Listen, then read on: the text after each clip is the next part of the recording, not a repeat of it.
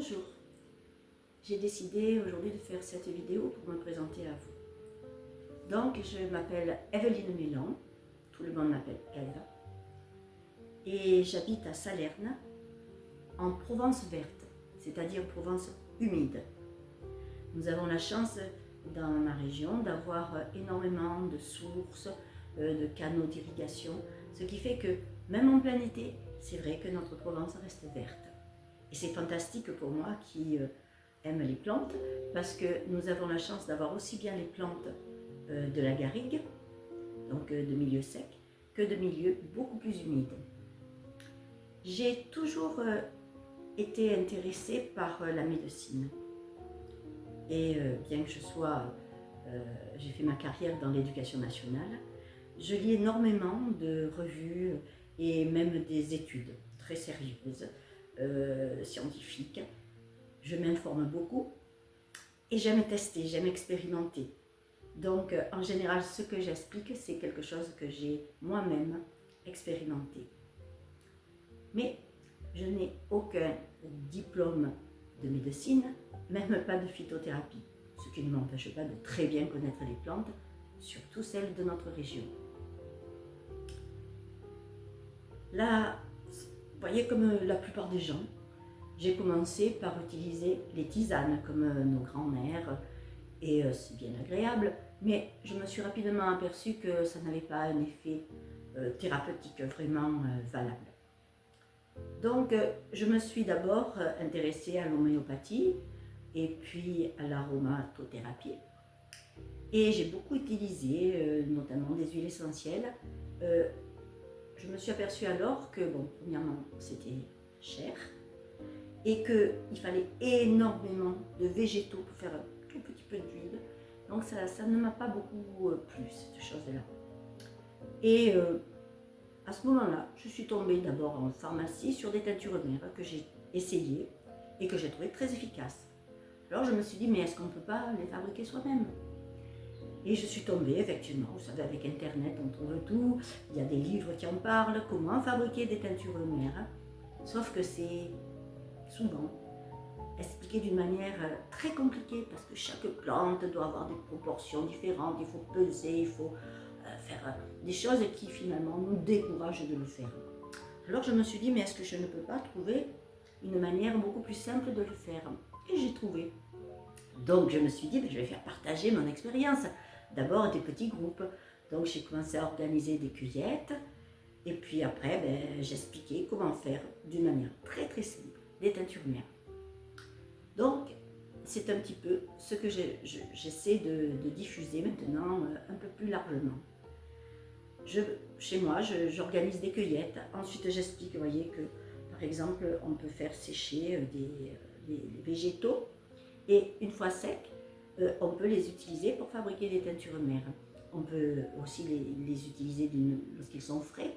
Mais le problème en France, c'est qu'il faut de l'alcool à 90 et il est très difficile d'en avoir. Il faut aller en Italie ou en Espagne, ce qui n'est pas impossible, bien entendu. Donc, une fois qu'on a cueilli, eh bien, on va fabriquer d'une manière très simple. Il faut 2 minutes, le temps de remplir le pot et d'y mettre l'alcool. Après, bien sûr, il faut attendre 3 semaines, le temps que la teinture mère infuse, que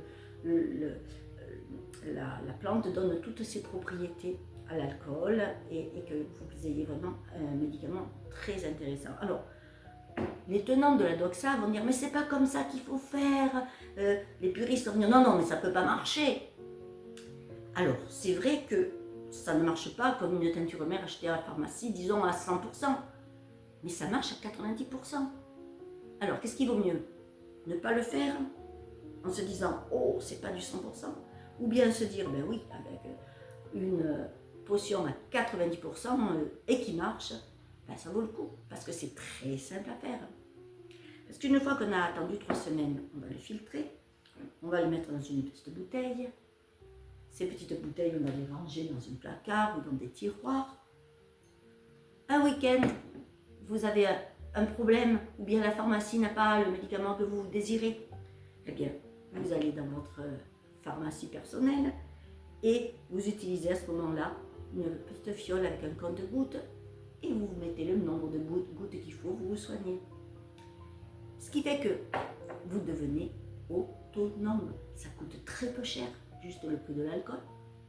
Et puis en plus, vous avez le plaisir de le faire vous-même, de pouvoir utiliser pour vous, votre famille. Je ne cherche pas à vous rendre des professionnels de la vente de teinture mère, non, c'est vraiment pour vous, pour votre famille que je le dis. Et vous allez voir à quel point c'est vraiment intéressant. Il suffit d'aller cueillir des plantes autour de chez vous, vous les faites sécher. Je parle souvent de plantes de la garrigue ou de la nature en général, mais regardez, là c'est du lilas. C'est une plante qu'on a dans les jardins, on peut utiliser des roses, on peut utiliser de l'œillet, plein de choses que vous connaissez. Donc on cueille, on fait une teinture mère d'une façon très simple que j'explique sur mes vidéos. Pourquoi sur les vidéos? Parce que je vous ai dit, au commencement je commençais avec des petits groupes à les cueillir et puis j'expliquais. Mais il y en avait qui ne pouvaient pas venir, alors on me disait mais comment est-ce que tu peux nous expliquer? Alors j'ai commencé par faire un blog où il y a énormément de fiches sur presque toutes les plantes qu'on peut trouver d'une manière très simple aussi. Et puis j'en suis venue à la vidéo où les amis qui n'ont pas pu venir à mes réunions peuvent de cette manière-là voir les choses qui peuvent les intéresser. Parce que nous avons une vraie pharmacie dans la garrigue.